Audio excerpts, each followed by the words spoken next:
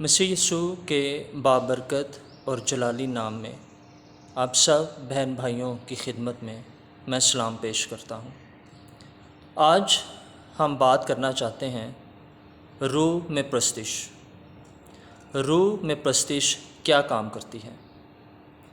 یوحنا کی انجیل 4 باب اور اس کی 24ویں آیت میں لکھا ہے، خدا روح ہے اور ضرور ہے کہ اس کے پرستار روح اور سچائی سے پرستش کریں۔ آمین۔ یہ خدا کا مطالبہ ہے جو وہ اپنے لوگوں سے کرتا ہے۔ خدا چاہتا ہے کہ اس کے لوگ روح سے اور سچائی سے پرستش کریں۔ جہاں پر روح میں پرستش کی جاتی ہے اس چرچ میں اور اس جگہ پر یہ 2 کام ضرور ہوتے ہیں۔ پہلی بات یہ کہ جہاں روح میں پرستش کی جاتی ہے وہاں پر موجود لوگوں پر ان کے گناہ ظاہر ہونا شروع ہو جاتے ہیں۔ یسایہ کی کتاب اس کا 6 باب، یسایہ نبی ایک رویا کا ذکر کرتا ہے۔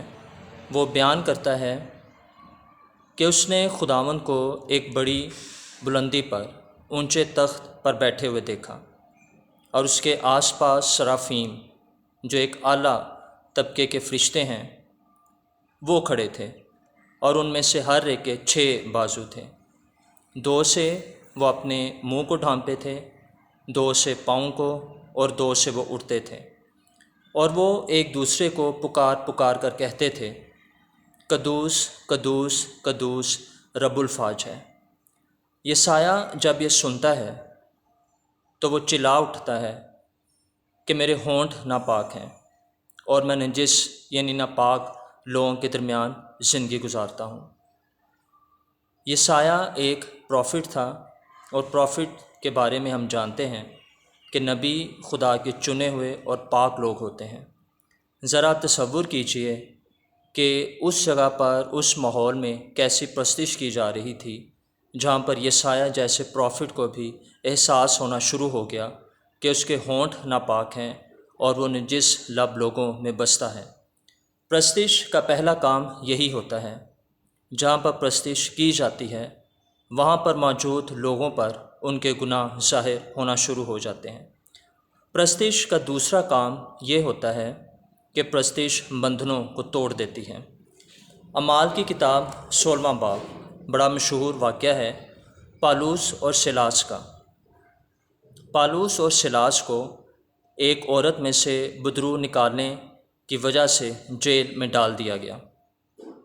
ان کو بینت لگائے گئے، ان کے کپڑے پھٹے ہوئے اور ان کے پاؤں کاٹھ میں ٹھونک دیے گئے۔ آدھی رات کو جیل میں یہ خدا کی پرستش شروع کر دیتے ہیں، خدا سے دعا کرنا شروع کر دیتے ہیں۔ ذرا ان کی حالت پر غور کیجیے، کپڑے پھٹے، بینت لگے، پاؤں کاٹ میں ٹھونکے ہوئے ہیں۔ ہم لوگ چرچز میں اچھے کپڑے پہن کے جاتے ہیں، اے سی لگے ہوتے ہیں، پنکھے چل رہے ہوتے ہیں، لیکن اس کے باوجود بھی ہم لوگ اونچی آواز میں گیت گانا پسند نہیں کرتے۔ اسٹیج سے پاسٹر ہمیں کہتے رہتے ہیں کہ اپنے ہاتھوں کا استعمال کیجیے، اونچی آواز میں خدا کی پرستش کیجیے، لیکن پالوس اور سیلاس کی حالت پر غور کریں کہ وہ کس ماحول میں اور کس کنڈیشن میں یہ خدا کی پرستش کر رہے تھے۔ کلام فرماتا ہے جب وہ خدا سے دعا کر رہے اور خدا کی پرستش کر رہے تھے، روح القدس جنبش کرتا ہے، بڑا بھونچال آتا ہے، قید خانے کی نیو ہل جاتی ہے، جتنے قیدی تھے ان کی بیڑیاں کھل جاتی ہیں، قید خانے کے جو دروازے تھے وہ بھی کھل جاتے ہیں، لیکن حیرت کی بات ہے کوئی قیدی وہاں سے بھاگتا نہیں ہے۔ کوئی بھی قیدی ہو اس کی خواہش ہوتی ہے کہ وہ جیل سے بھاگ جائے، لیکن پالوس اور سیلاس کی پرستش نے ایک ایسا ماحول کریٹ کر دیا کہ قیدیوں کو یہ فیل ہوا کہ ہمیں اسی ماحول میں رہنا چاہیے بجائے اس کے کہ ہم باہر جائیں۔ اس کے بعد وہ دروغہ جس نے پالوس اور سیلاس کے پاؤں کاٹ میں ٹھونکے وہ آتا ہے، اس کو لگتا ہے کہ سارے قیدی بھاگ گئے، اپنے آپ کو مار ڈالنا چاہتا ہے، لیکن پالوس اس کو روکتا ہے یہ کہہ کر کہ ہم سب یہیں موجود ہیں۔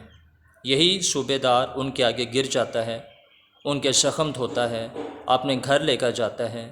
پالوس اس کو اور اس کے گھر والوں کو کلام سناتا ہے اور وہ سب لوگ نجات پا جاتے ہیں، بپتسمہ لے لیتے ہیں۔ اب اس واقعے میں آپ دیکھیں کہ اس پرستش نے کتنے عجیب کام کیے، بندھن ٹوٹ جاتے ہیں، لوگ نجات بھی پا جاتے ہیں۔ یہی کام پرستش عام شخص کی زندگی میں کرتی ہے۔ جہاں پر پرستش کی جاتی ہے وہاں پر لوگوں کے بندھن ٹوٹتے ہیں، بیڑیوں سے لوگ آزاد ہو جاتے ہیں، نجات آ جاتی ہے، شفا آ جاتی ہے۔ تو میرے عزیزو، ہمیں بھی کلام کے مطابق جیسا مسیح یسوع نے یوحنا کی انجیل میں کہا، روح سے اور سچائی سے پرستش کرنا چاہیے۔ تو جب بھی آپ خدا کی پرستش کریں تو صرف عقل سے پرستش نہ کریں، صرف سازوں سے پرستش نہ کریں، بلکہ آپ دل سے، روح سے پرستش کریں، کیونکہ جب روح سے پرستش کی جاتی ہے وہاں پر روح القدس جنبش کرتا ہے اور لوگ شفا پاتے ہیں، نجات پاتے ہیں اور مسیح یسوع کو قبول کرتے ہیں۔ اس کلام کے وسیلے سے خدا ہم میں سے ہر ایک کو برکت دے، آمین۔